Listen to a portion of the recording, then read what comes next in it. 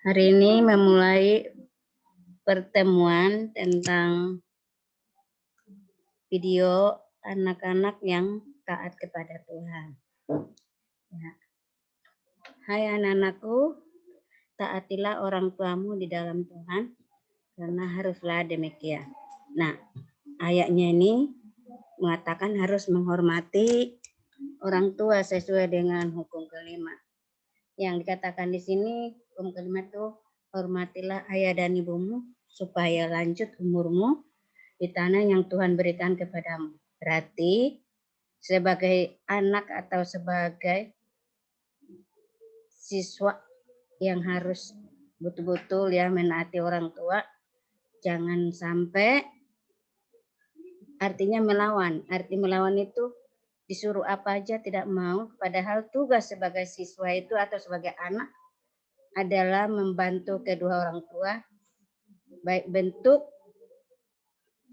mungkin nyuci piring bisa juga nyapu dan ngepel, bahkan juga mungkin bantu dengan belanja ke pasar atau membantu dalam masak, masak di rumah. Jadi sebagai anak-anak Tuhan itu memang harus ya, harus karena memang kita ditekankan tadi di hukum kelima tadi, ya menghormati ayah dan ibu dan supaya lanjut umurnya di tanah yang Tuhan berikan kepadanya. Artinya umur itu diberikan Tuhan kepada kedua orang tua adalah doa dari seorang anak atau anak yang dititipkan oleh Tuhan kepada kedua orang tua, berarti tanggung jawab anak itu adalah mendoakan bapak mamanya.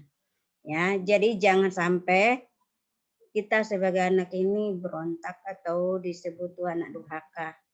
Lalu anak durhaka itu kan tidak diperkenankan oleh Tuhan karena anak durhaka itu bisa saja tidak ada kepatuhan di sini, kepatuhan atau mungkin tidak ada menurut atau mungkin menjengkelkan bisa sebagai anak, sehingga orang tua itu lama-kelamaan mulai merosot ya, merosot artinya memikirkan kok anak dititipkan Tuhan kepada saya kok jadi melawan gitu ya.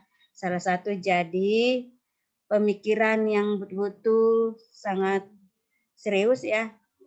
Ya mungkin umur itu udah ditentukan Tuhan, tapi ada dari kita jadi sebagai anak itu bisa memperpanjang umur orang tua asalkan kita sebagai anak menghormatinya, melakukannya tanggung jawab kita sebagai anak itu tadi pekerjaan bukan hanya cuma belajar atau memberikan nilai kepada kedua orang tua, tapi tanggung jawab kita adalah melayani bapak mama kita sesuai dengan porsi kita sebagai anak. Tentunya kalau disuruh mau jangan melawan, itu satu. Kedua, setiap kita juga punya tanggung jawab juga. Kalau kita meminta mungkin bentuk dana baik untuk isi paket atau mungkin pulsa atau yang lainnya, tentunya juga tanggung jawab kita harus juga mengerjakan tugas sesuai porsi yang diberikan oleh orang tua. Dengan adanya tugas itu mungkin anak menanggung jawab karena udah ditentukan oleh kedua orang tua. Contohnya tadi bisa membantu bentuknya nyuci piring itu hal kecil ya. Atau membantu orang tua itu belanja ke pasar bisa. Atau mungkin menjaga adiknya juga bisa. Jadi banyak hal. Karena kenapa? Karena kita ini sebagai anak memang harus begitu. Dan tidak boleh enggak. Karena kenapa? Karena anak itu adalah titipan Tuhan kepada kedua orang tua. Nah, sebagai titipan bukan berarti kita menganggap orang tua itu udahlah nggak ngerti, enggak ya. Karena orang tua adalah betul-betul panduan dalam hidup kita di dunia ini. Karena sumber segala sesuatu adalah dari mereka, dana juga dari mereka, bahkan juga mungkin kepintaran itu bisa mengalir dari kedua orang tua kepada anak itu sendiri kalau kita mau menuruti kedua orang tua kita. Nah, kita mungkin pernah mendengarkan cerita tentang namanya si maling kundang ya. Maling kundang itu kan sangat populer ya dari zaman dulu. Ibu itu dari mungkin zaman ibu nggak ada TK dulu ya, langsung SD. Itu mulai dari kecil. Supaya kita udah mendengarkan namanya cerita itu. Bahwa dulunya dalam cerita itu tidak mau ya menuruti kedua orang tuanya.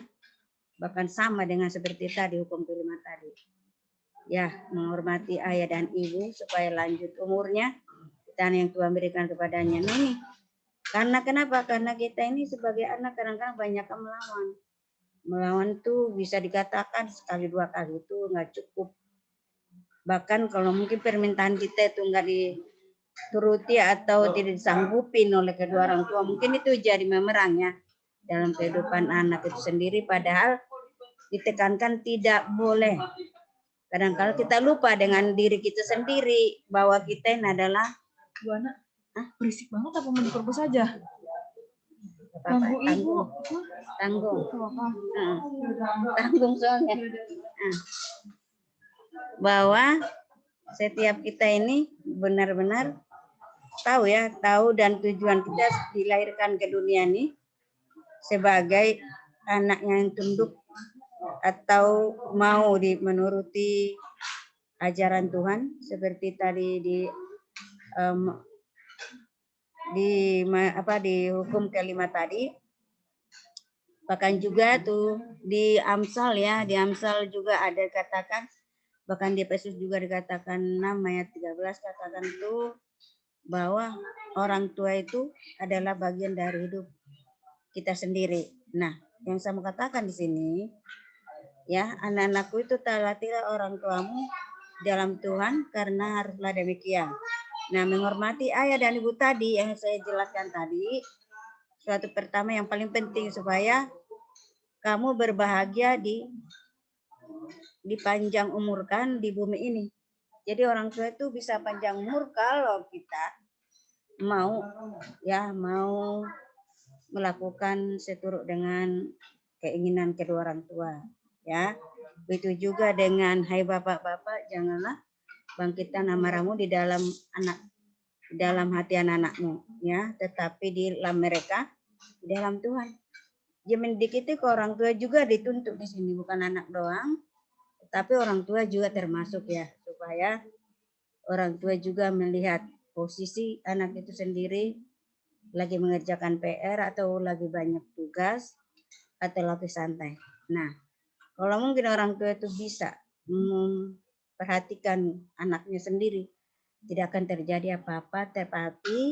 Tetapi kalau orang tua tidak mau, hanya ego yang ada dalam diri kedua orang tua harus, itu yang salah-salah, yang tidak pantas mungkin dilakukan kedua orang tua. Kenapa? Karena orang tua adalah ya figur ya, seorang ayah dan ibu yang harus dicontoh oleh anak-anaknya. Nah, yang dikatakan di sini, yang dihukum kelima tadi, menghormati ayah dan ibu tadi, benar, kita harus menghormati karena mereka adalah wakil Allah di dunia ini, dan kita sebagai anak itu memang harus melakukan apa yang diinginkan kedua orang tua kita supaya orang tua kita mungkin bisa bahagia karena kehadiran kita, karena dia juga senang karena kita menuruti apa yang mereka inginkan dari kita sendiri. Nah, yang dikatakan di sini, sebab itu ambillah seluruh perlengkapan senjata Allah supaya kamu dapat mengadakan perlawanan pada hari yang jahat dan tetap berdiri sesudah kamu menyelesaikan segala sesuatu, yang di Efesus 6 ayat 13. Nah, ini jadi orang tua itu juga harus juga melihat posisinya sebagai orang tua, mengayomi anak, mendidiknya ya, bahkan juga memberikan pelajaran buat anak itu sendiri supaya anak itu juga mau menuruti kedua orang tua, karena figur dan contoh teladan yang mereka contoh adalah figur seorang ayah yang baik, dan seorang ibu yang baik. Nah, orang tua juga bukan cukup hanya memberikan keuangan aja atau ekonomi aja, tapi memperhatikan dalam bentuk keinginan anak. Contohnya, anaknya mungkin sebatas seperti teman-temannya ya, mungkin ingin HP yang baru. Tapi kalau kedua orang tua tidak bisa menyanggupinya, tentunya anak tidak boleh memaksakannya karena mungkin keuangannya tidak cukup sampai permintaan anak itu bisa tercapai. Tapi perlu kesabaran dari anak itu sendiri supaya apa? Supaya anak itu juga tahu tanggung jawabnya sebagai anak untuk menuruti kedua orang tua itu sendiri. Nah, itu anak-anakku ya. Jadi tadi si maling kundang tadi itu kan ceritanya sangat sedih juga ya. Karena memang tidak pernah tahu bahwa dia punya bapak mama. Sampai-sampai dia juga dikutuk bahwa dia udah melawan kedua orang tuanya. Jadi kalau seperti yang kita lihat itu jadi berbalik jadi batu ya. Nah ini. Nah jadi kalau kita itu jangan sampai ada sumpah yang kita terima dari orang tua. Karena kenapa? Orang tua kan tadi saya bilang udah figur seorang ayah atau figur seorang ibu yang harus dicontoh oleh anak-anaknya ya. Justru sikap dan kelakuannya, perkataannya juga itu sangat mencontohkan sebagai figur seorang ayah dan ibu di hadapan anak-anaknya. Nah, yang saya mau katakan lagi bahwa di Filipi 13b, aku melupakan apa yang telah ada di belakangku dan mengarahkan diri kepada apa yang ada di hadapanku. Jadi artinya kita melihat ke belakang itu jangan, tapi kita melihat ke depan ya. Yang harus dipersiapkan oleh siswa-siswa adalah memberikan poin-poin yang terbaik buat kedua orang tua melalui nilai-nilai yang kalian capai seperti nilai mungkin di semester 1, kedua ya. Karena sangat membanggakan kedua orang tua kalau kita mendapatkan nilai prestasi. Nah ini anak-anakku sekalian, jadi artinya kalau kita membutuhkan tadi apa yang kita inginkan berarti semua kembali kepada diri kita sendiri. Kenapa? Karena diri kita adalah alat ya di dunia ini untuk memberikan yang terbaik kepada kedua orang tua kita sendiri. Nah, tadi saya bilang pertama contoh adalah figur seorang ayah dan ibu. Nah, tentunya di 2 Timotius 4 ayat 7 dan 8 yang katakan sini, aku telah mengakhiri pertandingan yang baik. Aku telah mencapai garis akhir dan aku telah memelihara iman. Jadi iman itu artinya orang tua juga mengajak ya. Kalau di rumah mengajak berdoa ya, mengajak baca firman Tuhan, mengajak juga tuh itu merenungkan isi firman Tuhannya. Jadi ada ibadah keluarga di rumah itu. Sehingga anak itu sendiri lama kelamaan imannya makin bertumbuh, imannya makin bangkit, imannya semakin kokoh ya. Karena kenapa? Karena figur seorang ayah yang mengajarkan yang baik kepada anak-anaknya ya. Jadi itu artinya supaya kita ini bertahan di dunia ini, tentunya bertahan itu bukan hanya cuma sebentar, tapi bertahan yang cukup lama. Nah ini cukup lama itu tidak sampai berhenti namanya ibadah dan berdoanya, baca firman-Nya, tapi sampai akhir hidup kita. Kita itu bawa di dalam hidup kita supaya kita namanya jangan goyah, jangan gampang rapuh, jangan gampang goncang atau mati. Nah, harus dipertahankan selama kita masih ada di dalam dunia ini. Nah, itu. Dan dikatakan di bagian yang di bawah sekarang ini tersedia bagiku mahkota kebenaran yang akan dikaruniakan kepadaku, yaitu oleh Tuhan di Yohanes 1 ayat 3 dan 4. Sebab kamu tahu bahwa ujian terhadap imanmu, ya, imanmu itu menghasilkan ketekunan. Ya. Jadi kalau ujian dalam diri kita tuh menghasilkan ketekunan, ketekunan itu membawa hasil yang baik.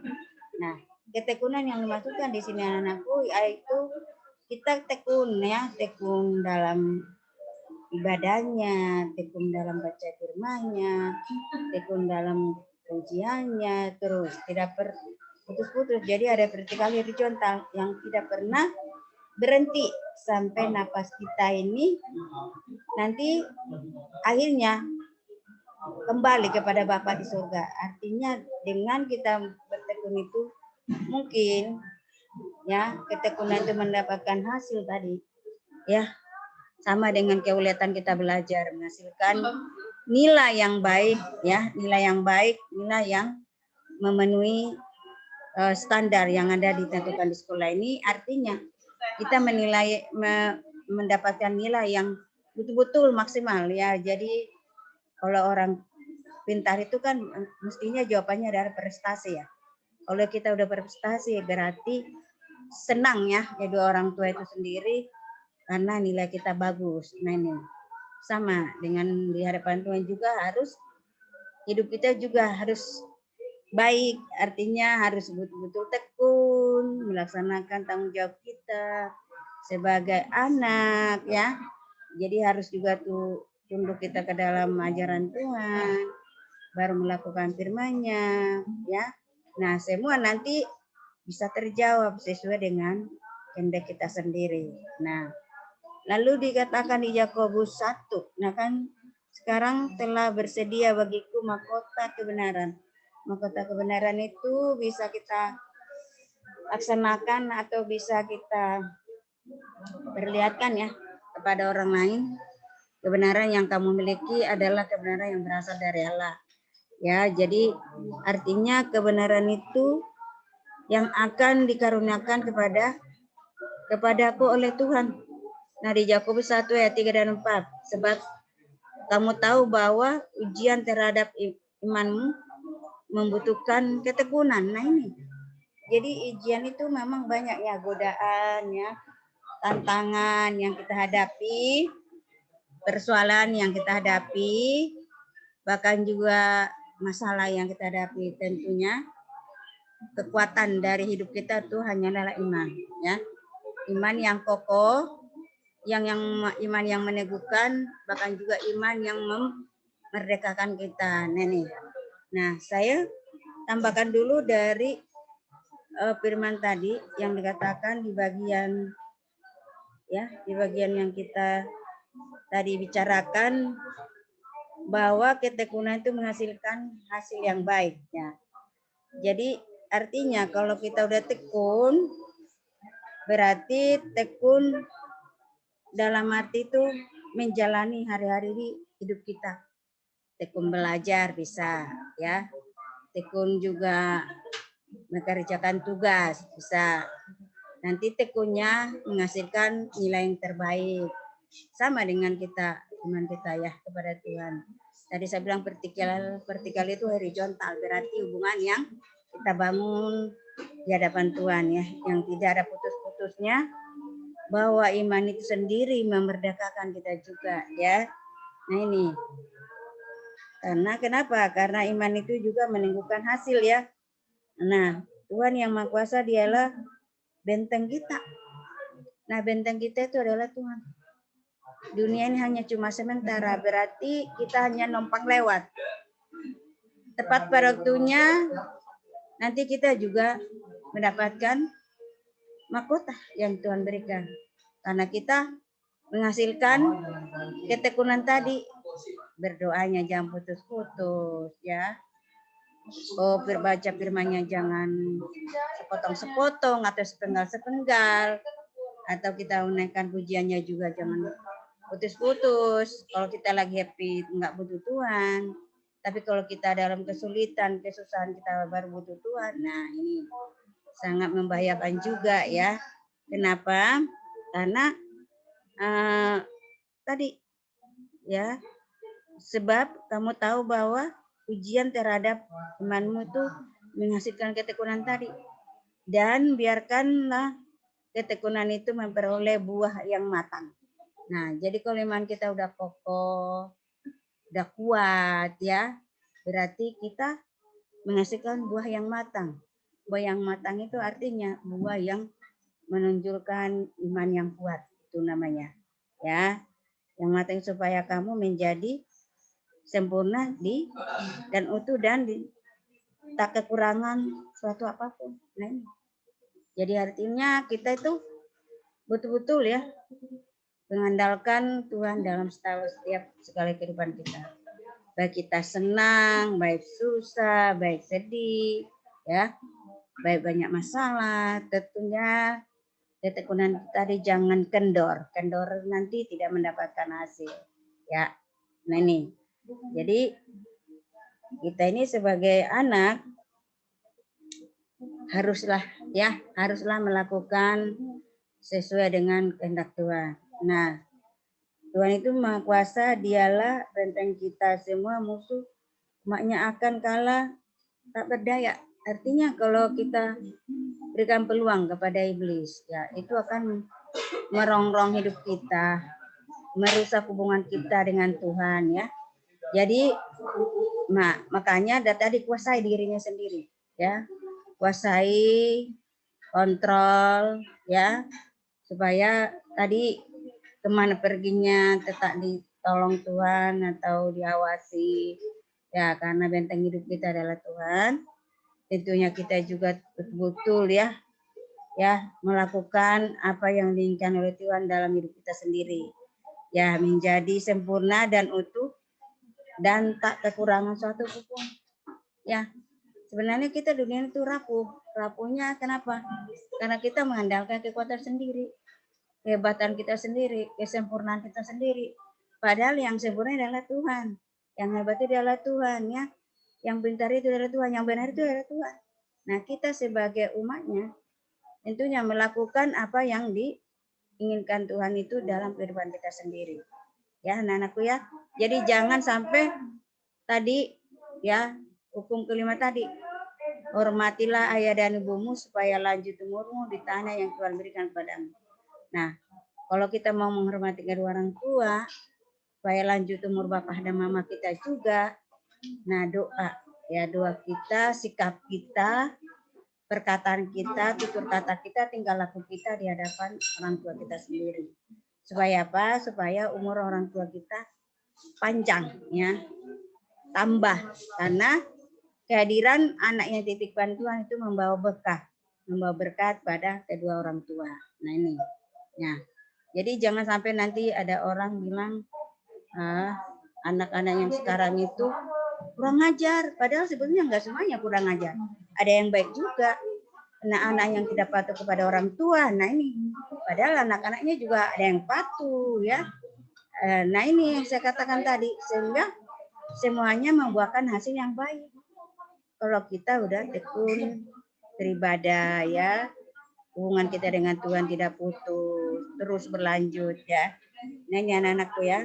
Jadi memang ya, jadi setiap kita itu memang harus ya menghadapi apa yang diinginkan Tuhan dalam hidup kita sendiri ya.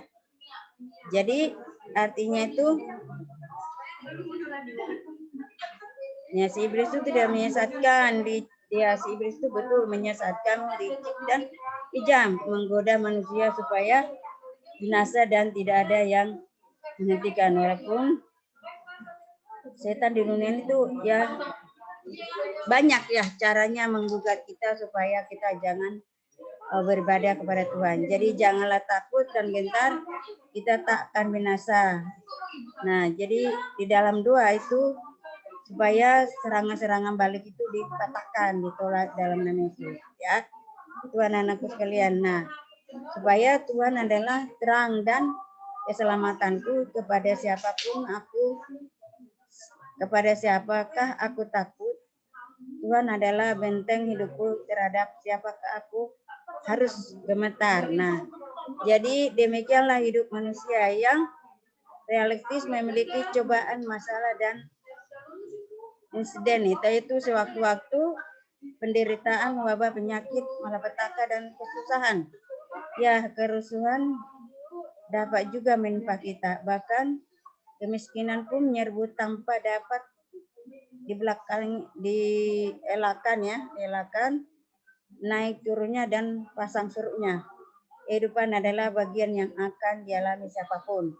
Nah, termasuk anak-anak Tuhan, saat ini terjadi, kita tidak dapat lari perlindungan kepada siapapun atau ke tempat manapun yang aman kecuali hanya kepada Tuhan. Jadi artinya kita ini harus berlindung kepada Tuhan, ya. Sandaran kita hanya cuma Tuhan, pengaduan hidup kita adalah sama Tuhan.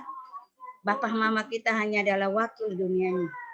Nah, semua problema masalah hidup kita semuanya terserahkan kepada Tuhan supaya masalah itu bisa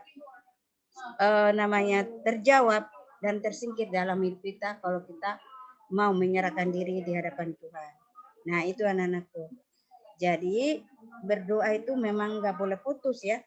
Berdoa itu harus terus menerus dan tidak pernah putus. Nah, jadi saat itu terjadi kita tidak dapat lari dari perlindungan kepada siapapun atau ke tempat manapun yang aman kecuali kepada Tuhan. Dan tempat kudusnya bisa jadi pengalaman pertama bagi anak Tuhan yang kita merasakan perlindungan yang nyata dan damai yang lingkupi seluruh aspek ya kehidupan kita.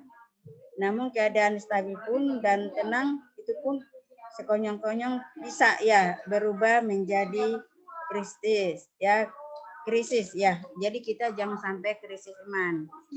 Iman itu adalah panutan atau panduan dalam hidup kita supaya kita betul-betul mengandalkan Tuhan dalam setiap kehidupan kita. Nah ini. Jadi untuk anak-anakku jangan sampai lupa bahwa kita ini adalah anak-anak Tuhan yang harus tunduk kepada Tuhan ya. Jadi itu. Nah, kalau kita lihat Amsal juga ada yang menekankannya. Hai anak-anakku, turutilah kedua orang tuamu ya. Nah ini karena harus demikian. Betul. Ya, jadi anakku. Makanya dikatakan jangan ya supaya perlindungan yang damai sukacita itu ada pada kita ya, melingkupi seluruh aspek kehidupan kita. Namun keadaan stabil dan tenang itu sekonyong-konyong bisa berubah menjadi kritis ya, menjadi krisis karena krisis itu ya terasa berat ketika kehadiran Tuhan tidak dapat dirasakan. Takkan heran dalam kegalauan ya, hati kadang kita merasa jangan-jangan Tuhan sedang marah ya. Ada yang harus dilakukan para pengikutnya setia dalam terang yang pengalaman hidup yang sudah jatuh dalam percobaan. Tuhan aja ya diuji ya, dibawa ke gunung, diserahkan kemegahan dunia ini ya. Ya, kemegahan dunia ini tuh banyak. Kalau memang kamu Tuhan, jadikanlah batu ini jadi roti. Nah, bahkan juga ditawarkan kemegahan dunia nih ya, kekayaan dunia itu.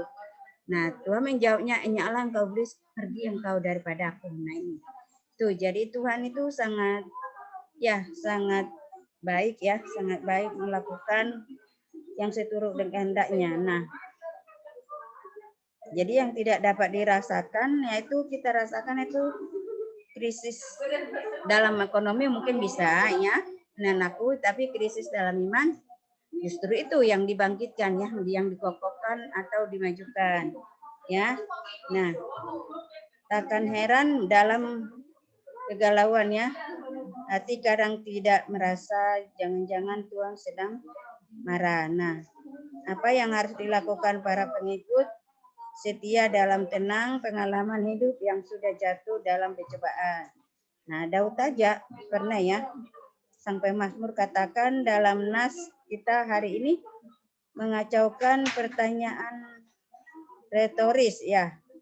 Jika Tuhan adalah terang keselamatanku dan benteng hidupku, kepada siapakah aku harus takut. Nah, ketiga lambang ini menegaskan sifat Allah tenang, yaitu terang melambangkan itu kehadiran Allah yang mengenyangkan kegelapan sekalipun memberi rasa aman.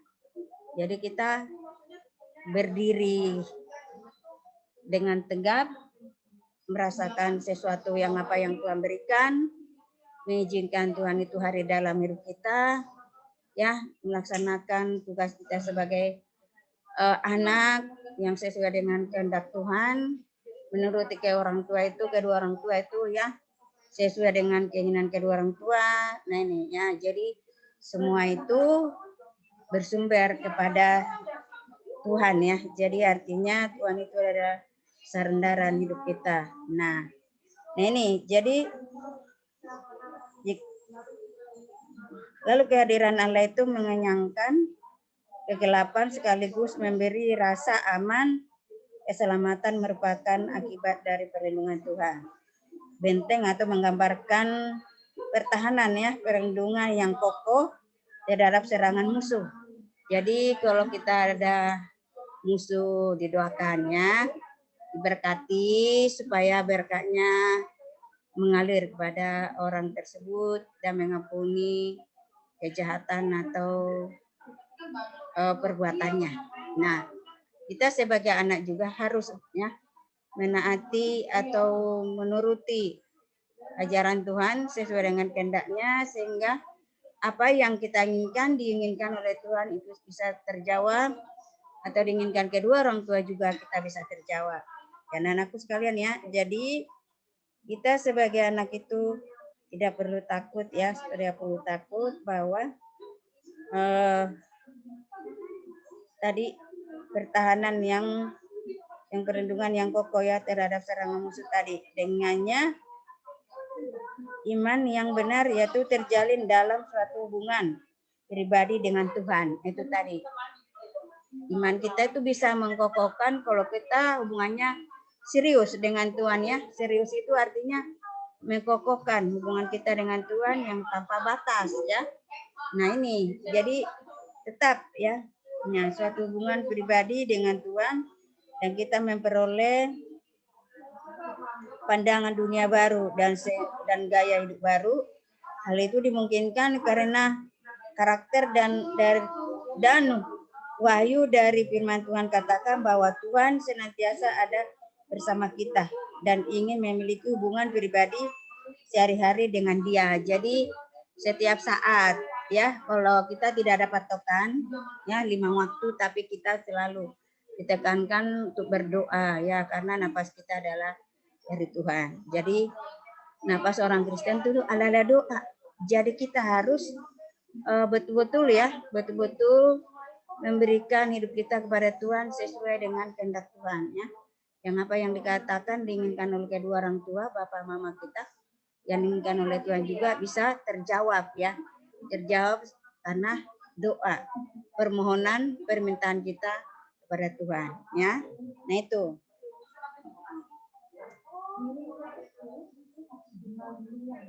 Dan ya dikatakan senantiasa ada bersama kita dan ingin memiliki hubungan pribadi dalam kehidupan sehari-hari dengan Tuhan. Yesus telah turun ke dunia gelap ini di mana orang-orang yang berdosa kepadanya berada. Dia adalah terangnya, terang kekuatan dan keselamatan kita. Keselamatan itu kita dapat dengan cuma-cuma. Nah, dari Dia yang diberikan dengan tebusan dosanya ya. Dalam Dia terungkap rahasia kasih Allah ya, di mana orang percaya menemukan keamanan yang kudus dan damai dan kedamaian yang hakiki, dan kita berdiam dengan tenang ya. Daud mengajak kita, anak-anakku, anak-anak Tuhan untuk tinggal dalam persekutuan yang konstan dengan Tuhan di bait Allah sepanjang hari bahkan selama-lamanya. Nah, dengan kacamata iman kita meyakinkan bahwa Tuhan menyertai hidup kita apapun situasinya dan bagaimanapun perasaan kita. Inilah kiranya keinginan hati yang kita doakan dan kita cari, dan carilah lebih dari apapun agar di dalam kita sukacita mari kita cari. Ikutilah Tuhan. Jadi seperti di Matius 6 ayat 33 katakan, carilah dahulu kerajaan Allah serta kebenarannya, maka semuanya akan ditambahkan kepadamu. Nah ini, jadi terangilah pikiran kita dan hati kita supaya mencari keamanan kudus dan keamanan yang hakiki yang Tuhan berikan kepada kita, yaitu kita selalu minta perlindungan atau tuntunan dan arahan Tuhan dalam perjalanan hidup kita, ya, yang tidak putus-putusnya, bahwa Tuhan itu adalah benteng hidup kita, ya, dan kemanapun kita melangkah, Dia adalah sandaran kita, Dia adalah jawaban doa kita. Nah, jadi tentunya setiap perjalanan rohani kita, kemanapun melangkah, sebelum keluar dari rumah berdoa dulu, supaya nanti hidupnya nyaman di dalam perjalanan, kembali ke rumah juga tadi tiba selamat, ya. Nah, supaya iman kita juga dalam ada godaan, jangan kecut atau jangan tawar, tapi kuatkan supaya semua tawaran itu jangan sampai menjatuhkan kita sendiri. Ya anakku ya, jadi bertekun dalam doa, ya, tetap ya dalam perlindungan Tuhan, tetap andalkan Tuhan dalam setiap masalah, persoalan, cobaan, tantangan, dan masalah berat apapun. Ya, jadi kita sandarannya cuma Tuhan, kepadanya kita harus ya bertekun dalam doa kita. Jangan sampai kita kendor, jangan kita sampai mundur, tapi tetap maju kuat bersama Tuhan. Dan kita harus tetap ya menjalani hari-hari kita sesuai dengan kehendak Tuhan. Nah, untuk itu anak-anakku, supaya setiap persoalan yang tadi ya satu persatu mungkin bisa terlewatkan ya, karena kita adalah biji mata Tuhan. Nah, tentu tadi kita ada 3 Tritunggal tadi ya, Allah Bapa, Anak, dan Roh Kudus. Jadi 3-tiganya harus satu.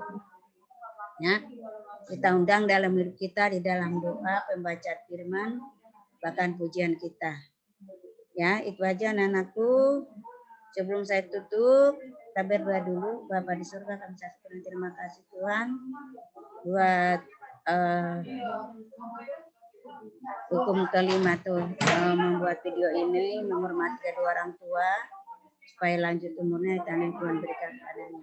Berkati juga Tuhan, ada Bu Nurul di sini, Bu Eka, Bu Dua, Banjo Pak Irfan, Bu Sri Mulyani, Tuhan berkati, dan Pak Sekolah, Pak Jamal, Pak Asep Jamal, Tuhan berkati, guru-guru Muririn, Pak Manju Bu Eka, Bu Atin Pak Irfan, bahkan staf-staf Tuhan, undang Tuhan semua Bapak Ibu guru tempat ini, biarlah berkat Tuhan mengalir kepada kami masing-masing, memberikan Tuhan semua jawaban-jawaban doa kami, dan menerangi pikiran kami dalam setiap perjalanan kami.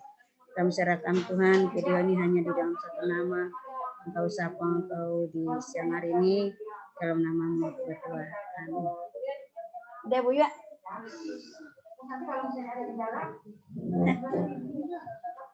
Berisik banget jadinya. Ya, makanya.